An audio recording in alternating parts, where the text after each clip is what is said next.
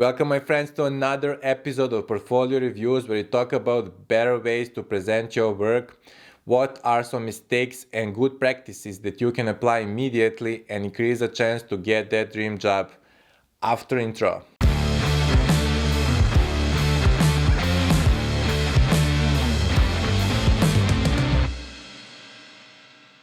So today we'll be reviewing portfolios of three very brave designers that submitted their works so we can all learn from it. The first designer is Areg Konstanyan, the junior designer at the beginning of his path. I must say that he is our great fan, the truest of all fans. Next, Wei-Theng Chen from Malaysia.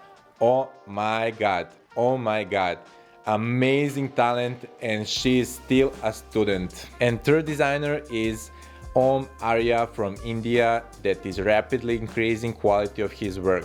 Okay, so let's get started.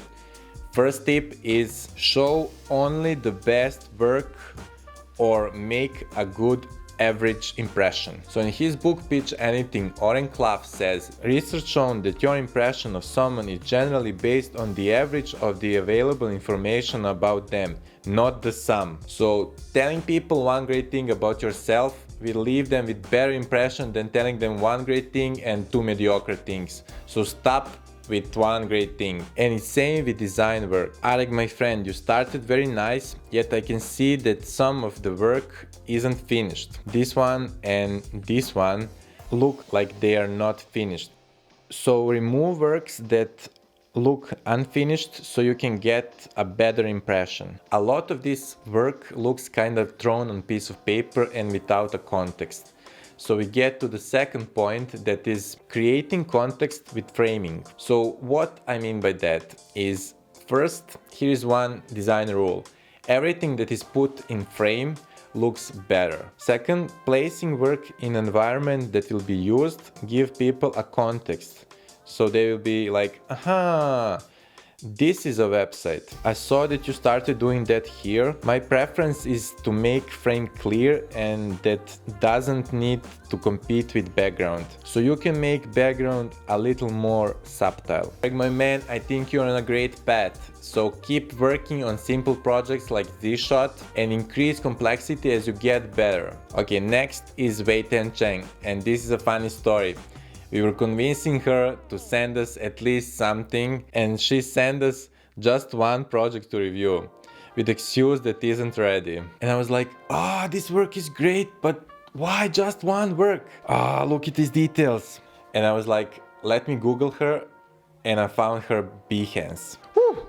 Is she talented or what? And she's a student still. This is a perfect example how should designer's folio look like. Her portfolio is consistent, and that's the point 3. Be consistent.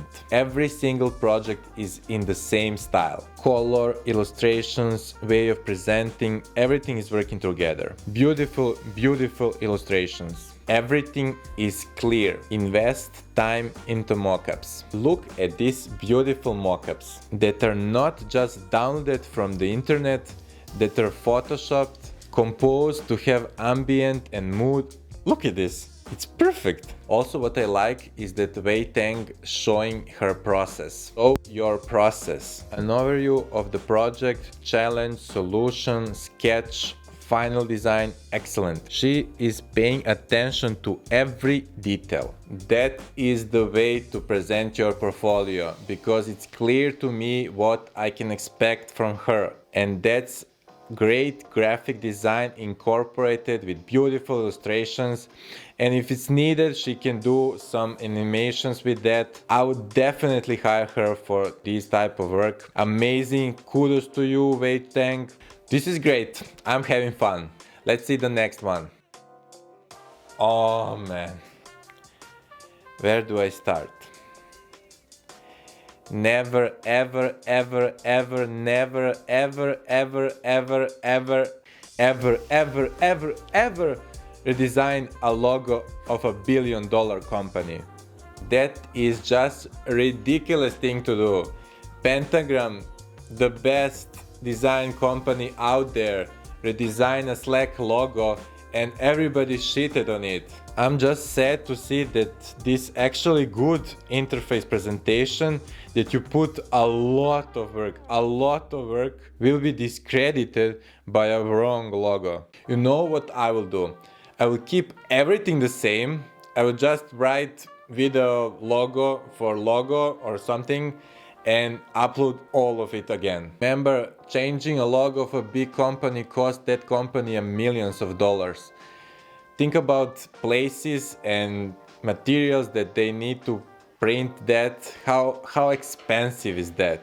Don't try to market your work better than you can support it. When I was browsing your work, I found some information confusing. For example, you said on one of your work that is pixel perfect, and then I found this that isn't pixel perfect, and for example here is not aligned. So it's better not to do that because it can be perceived as dishonest, and design is honest. Remove unnecessary things. So my advice would be clean up unnecessary things that you don't need. Ask yourself, is this a necessary thing to have in my portfolio? For example, these logos with one work in it, is that necessary? Try to have fewer projects but presented well. Don't redesign applications if you are not improving them somehow.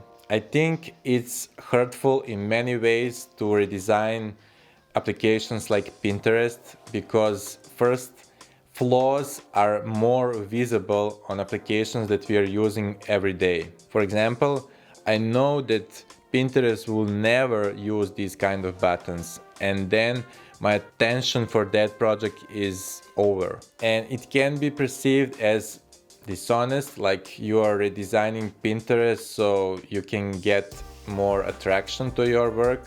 And that's just my opinion. There are other designers that support redesigning famous apps. I'm against it. So my friend, what I would suggest to you is a big work on consistency. Keep work simple, start removing unnecessary things from your design. Ask yourself, is this really necessary? Like here you can reduce a number of fonts. Work on alignment, work on buttons. No button should have a dot. Keep your eyes on details. For example, here you forgot to mask out complete photo. That's it for today, guys. Thank you to all designers that participated. Follow them in the links below. And let me know if I was too harsh to Om.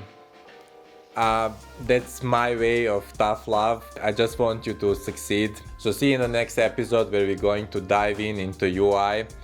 And if you want to see more of these clips, just subscribe and like. And see ya. It's Sunday and it's almost midnight. And I love you all.